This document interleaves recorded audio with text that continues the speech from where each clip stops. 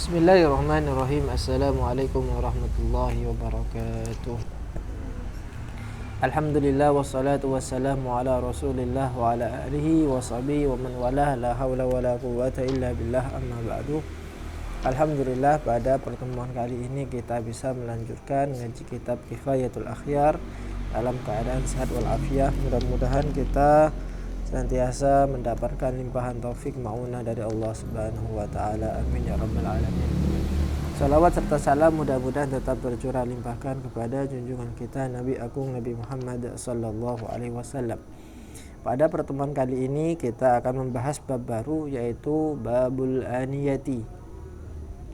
Bab tentang wadah-wadah.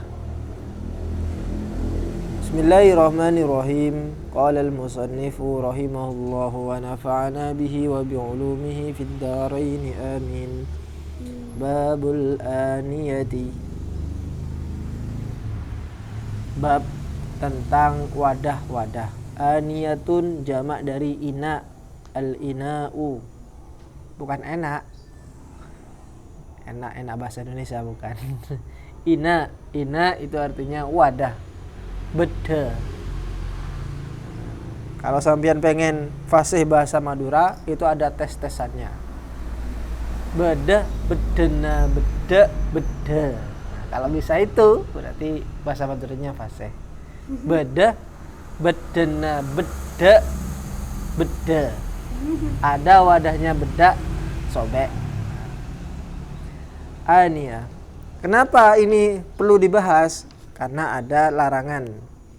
Ada larangan tentang jenis wadah yang tidak boleh dipakai. Bismillahirrahmanirrahim. Wala yajuzu isti'malu awani dhahabi wal fiddati wa yajuzu isti'malu wairihima minal awani. Artinya tidak boleh menggunakan wadah-wadah yang terbuat dari emas dan perak. Apapun itu, mau piring, mau sendok, mau gelas, apapun itu wadah yang sifatnya itu menampung, itu tidak boleh menggunakan wadah yang terbuat dari emas dan perak. Saking kayanya sampean akhirnya bikin piring dari emas. Saking kayanya sampean bikin sendok dari emas. Tidak boleh. Wa yajuzu, dan boleh menggunakan wadah selain dari emas dan perak. Contoh, wadah yang terbuat dari plastik, wadah apa-apa silakan. Wadah yang terbuat dari piring, tidak apa-apa silakan. Piringnya terbuat dari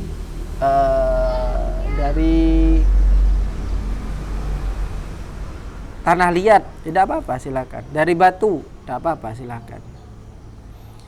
Lima fil hadis sahihi, karena ada hadis sahih. Min riwayati Hudzaifah, dari riwayat sahabat Hudzaifah radhiyallahu ta'ala anhu. Qala, Hudzaifah berkata, sami'tu Rasulullah sallallahu alaihi wasallam yaqul, Rasulullah dawuh, la talbisu, jangan kamu gunakan, jangan kamu pakai, al-harira, sutra, tidak boleh pakai sutra, walad dibajah, dan dibaj, wala tashrabu, dan janganlah kamu minum, fi aniyatiz zahabi, pada wadah-wadah emas, wal fiddati, dan perak, fa innaha lahum, karena sesungguhnya semua itu, wadah emas, wadah perak, kemudian sutra, itu lahum, untuk orang non muslim, orang-orang kafir. Jadi digunakan atau diberikan kepada mereka fid dunya, tapi di dunia. Walakum fil akhirati, Dan wadah emas, wadah perak itu buatmu. Boleh kamu gunakan. Tapi kapan? Di akhirat. Jadi jelas dalam hadis ini ada larangan menggunakan wadah yang terbuat dari emas dan perak. Mungkin sampean berpikir, ngapain sih ada larangan seperti itu? Memang ada orang yang mau menggunakan emas menjadi wadah, jadi sendok, jadi garpu. Sampean mungkin membayangkan seperti itu. Ya ada kejadian memang. Jadi orang dulu ingin menunjukkan eksistensi kekayaannya, ingin menunjukkan bahwa dia benar-benar kaya. Bahkan segalanya itu terbuat dari emas, termasuk piringnya, penanya yang dipakai terbuat dari emas, sandalnya terbuat dari emas, saking kayanya.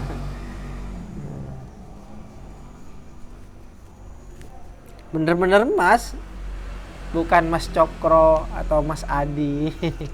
Bukan, emas betulan. Wa fi Muslimin, dan di riwayat Imam Muslim, alladzi yashrabu, yang minum, fi aniyatiz zahabi, menggunakan wadah emas, wal fiddati, dan wadah perak, innama yujarjiru fi batnihi nara jahannam,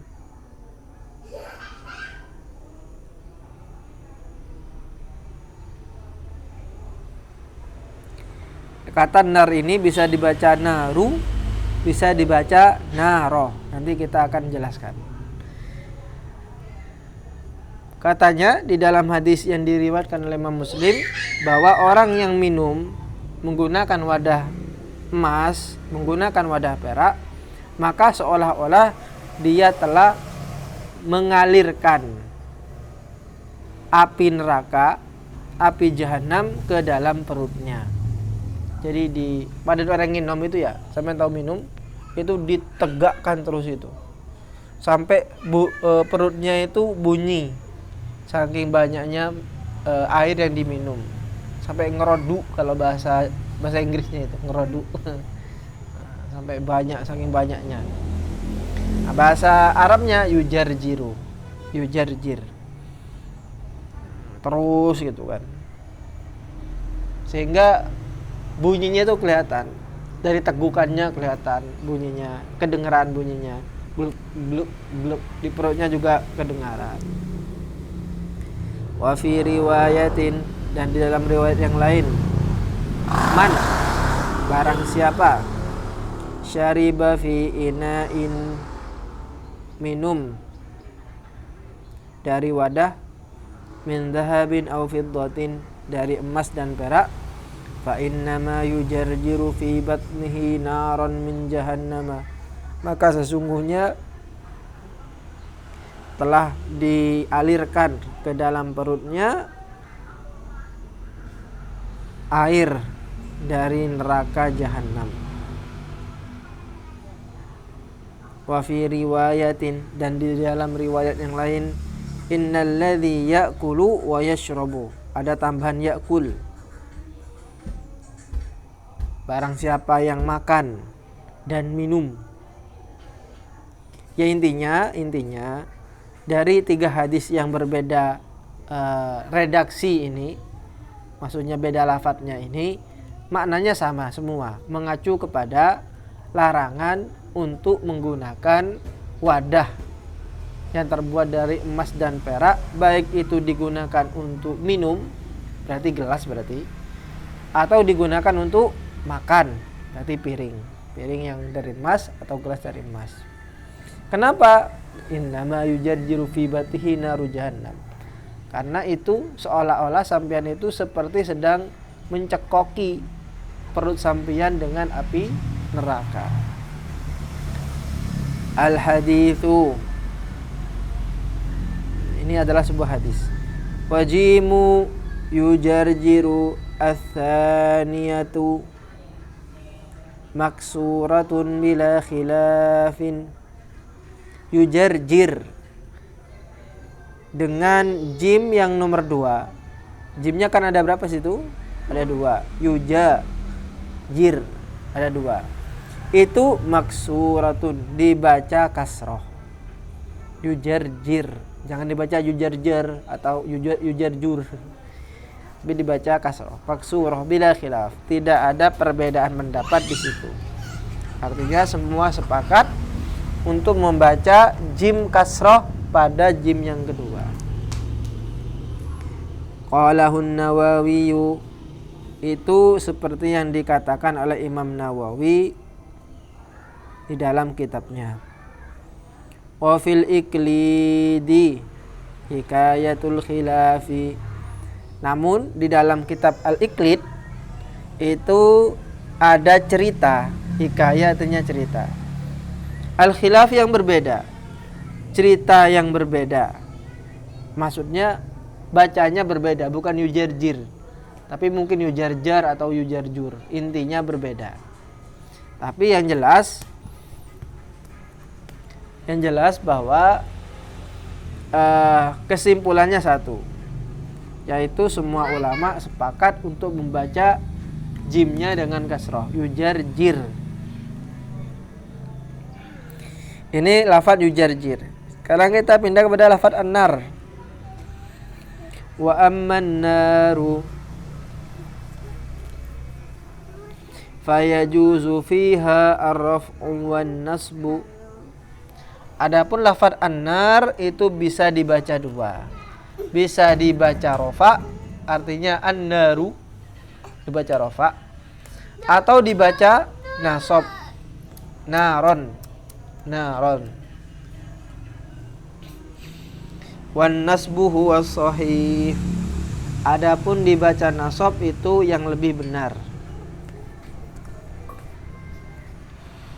Nah, kalau kita membaca nasab, innama yujarjiru fi batnihi nara jahannam, atau innama yujarjiru fi batnihi naron min jahannama. Kalau kita baca nasab itu takdirnya atau makna terselubungnya yaitu wa ma'nahu annasyariba, artinya sesungguhnya orang yang minum, yulki, melemparkan, an-naro. Nah, di sini an-naro menjadi maf'ul. Jadi yang aktif melemparkan itu adalah orangnya yang minum itu. Yang dilemparkan, objek yang dilemparkan itu adalah api. Sehingga api di sini menjadi maf'ul. Makanya dibaca nasab, maf'ul, naro. Fi batnihi, ke dalam perutnya, bitajarru'in mutatabi'in, dengan dengan isian yang terus menerus, artinya tidak berhenti-henti. Mun nginom itu berarti minumnya tanpa henti-henti, glok glok glok glok, seperti itu. Itu namanya bitajarru'in mutatabi'in. Yusma' lahu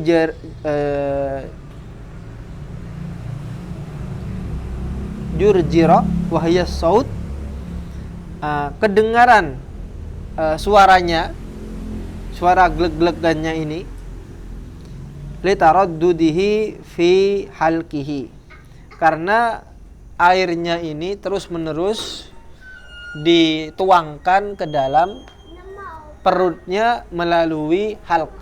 Apa halkun? Tenggorokan. Glek glek glek glek, kedengeran.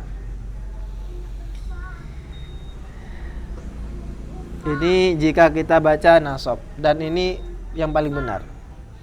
Wa ala riwayatir raf'i, adapun kalau kita membaca kata an-nar itu dengan rafa, an-naru, takunun naru fa'ilatun, maka kata an-nar di sini menjadi fa'ilnya, menjadi pelaku. Kalau nasab tadi kan menjadi objek yang objek yang menerima pekerjaan.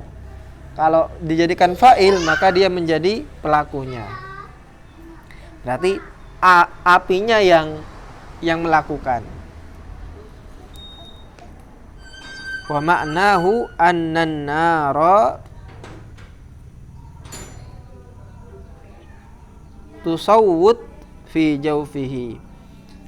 Artinya api itulah yang kemudian yang bunyi di dalam perut orang itu. Afanallahu ta'ala minha. Mudah-mudahan Allah melindungi kita dari hal yang demikian itu. Wa min fi'lin, dan dari semua pekerjaan, semua kelakuan yuqarribuna ilaiha, yang mendekatkan kita kepada hal-hal yang kita sebutkan tadi. Wal a'yadzu billah, na'udzubillahi min dzalik. Sehingga dari paragraf yang kedua yang kita bahas ini jelas sekali bahwa larangan menggunakan wadah, baik itu untuk makan ataupun untuk minum, itu apabila terbuat dari emas dan perak itu dilarang. Tapi dilarang di dunia, nanti di akhirat dihalalkan. Kayak khamr, minuman keras, kita di dunia itu dilarang, tapi nanti di akhirat itu dihalalkan, dibolehkan. Nanti minum khamr di akhirat dihalalkan. Qala an-Nawawi fi syarhi Muslimin. Imam Nawawi berkata di dalam kitab Syarh Muslim. Jadi Imam Muslim itu punya kitab hadis, kemudian dijelaskan, disyarah oleh Imam Nawawi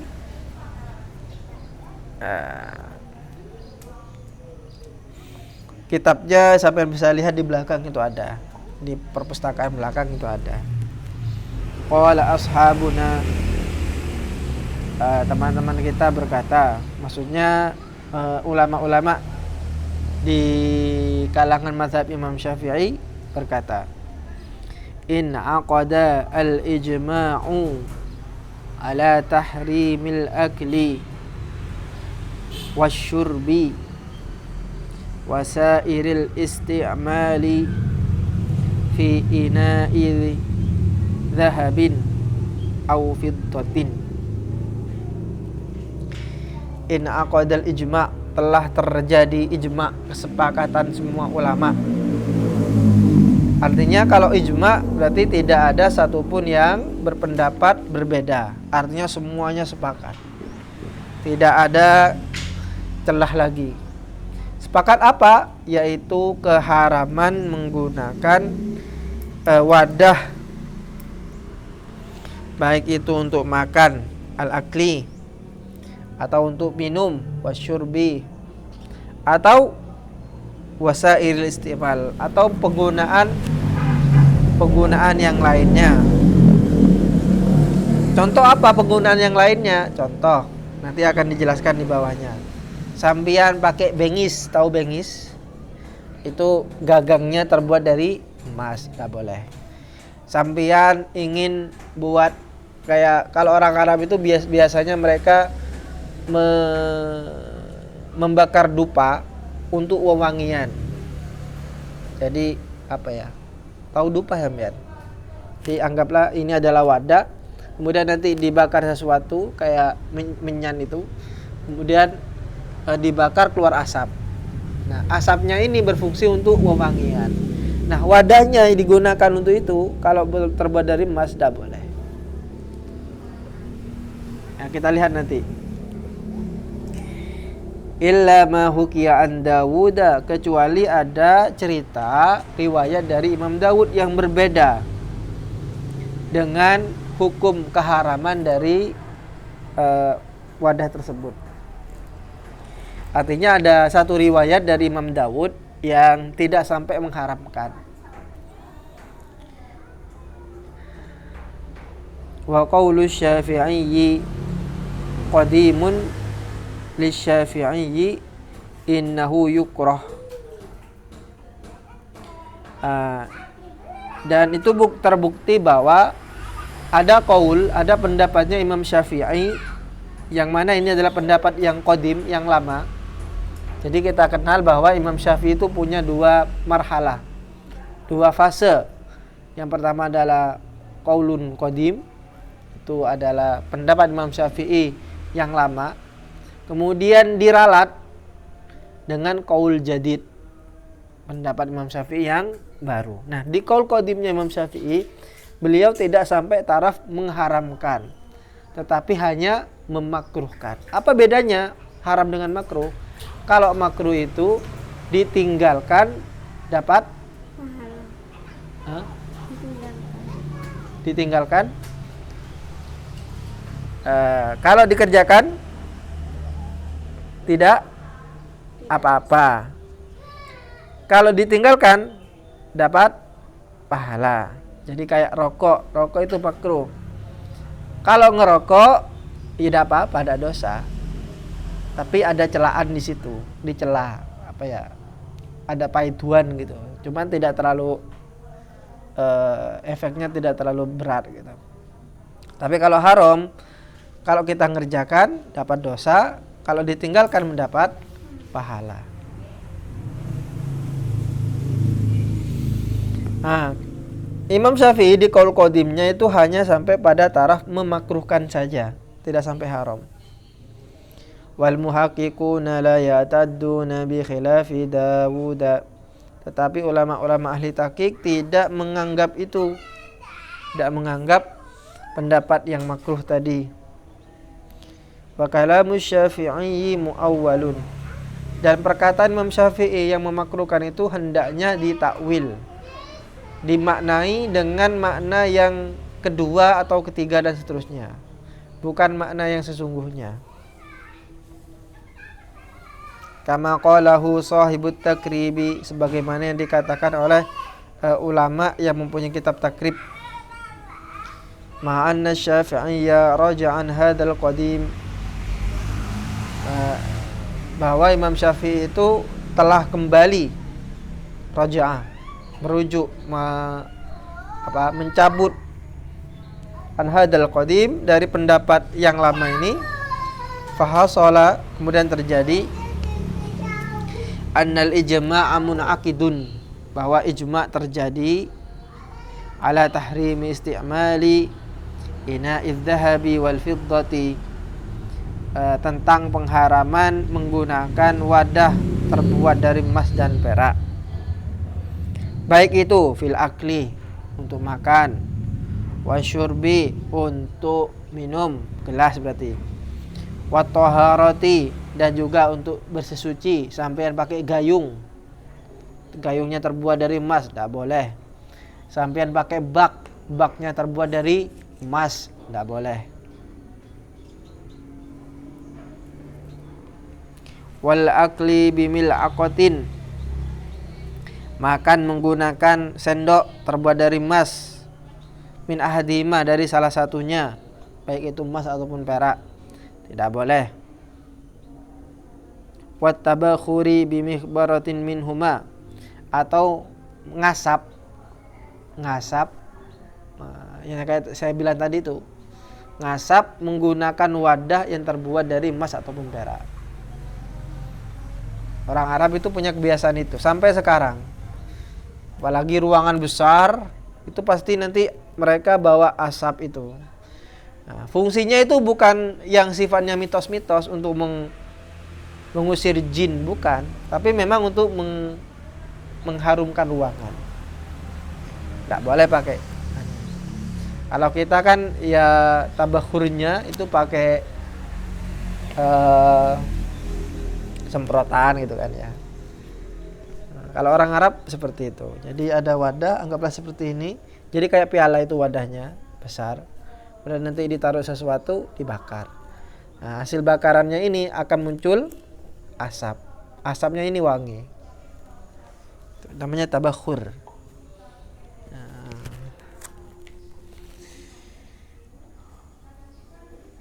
Wa jami'i wujuhil isti'mali, dan semua sisi-sisi penggunaan. Maksudnya apapun penggunaannya, jika itu berkenaan dengan emas dan perak maka tidak boleh. Sampai punya helm, helmnya terbuat dari emas, tidak boleh. Tidak boleh. Sampai punya mobil, kemudian dikasih emas-emasan gitu. Ada banyak di Dubai. Dubai itu salah satu kota di negara Arab. Itu terkenal dengan kekayaan luar biasa. Sampai mobilnya itu terbuat dari emas. Mobilnya itu, bannya, peleknya terbuat dari emas. Luar biasa. Ini tidak boleh. Contoh, wa minha al-mubhilatu wal mailu wa dharful waliyati wa ghairu dhalik. Contoh, sampean punya celak. Tahu celak kan ya? Celak. Nah, sampean punya ininya celak itu, wadahnya pakai wadah emas, enggak boleh. Atau yang kedua, sampean punya gagangnya celak, jadi kan ini wadah celak.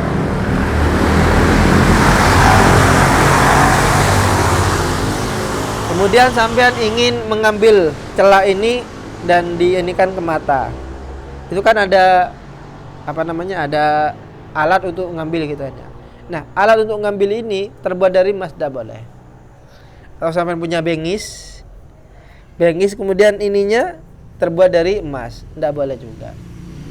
Sampai punya eyeshadow, ininya terbuat dari emas, tidak boleh. Tidak boleh semua itu. Ataupun semua yang mahal-mahal, wadharful waliyah, semua yang mahal itu intinya terbuat dari emas dan perak, tidak boleh. Yang digunakan berbeda dengan hiasan-hiasan. Kayak sampean punya emas dipakai buat kalung, itu beda, nanti ada pembahasan sendiri. Sampean punya emas dipakai untuk cincin, ya ada pembahasannya sendiri nanti. Sampean punya emas dipakai untuk anting, ada pembahasannya. Tapi kalau digunakan untuk yang sifatnya tadi itu, wadah-wadah itu tidak boleh. Sawaun al-ina'us shaghir wal kabir. Baik itu mau wadahnya kecil ataupun wadahnya besar, tidak ada beda. Intinya kalau terbuat dari emas itu haram. Ini kan kecil Ustaz. Iya, meskipun kecil tetap haram. Wa yastawi, dan sama saja fit tahrimi ar-rajulu wal mar'atu bila khilaf. Sama saja, mau digunakan untuk orang laki-laki, mau digunakan untuk orang perempuan, itu sama saja tidak boleh. Wa innama farqun, tapi ada perbedaan, bainar rajuli wal mar'ati, antara orang laki-laki dan perempuan, fit tahalli, di dalam menggunakan emas dan perak itu untuk perhiasan. Liqasdi zinatin nisa'i lizzauji wassayyidi, untuk tujuan perhiasan wanita bagi suaminya atau bagi sayyidnya, bagi wanita yang muda.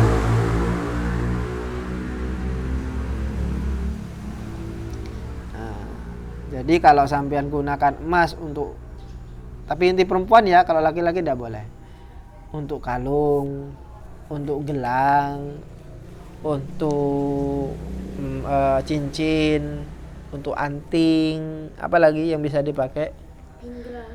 Benggel atau gingseng apa yang di kaki itu? Iya.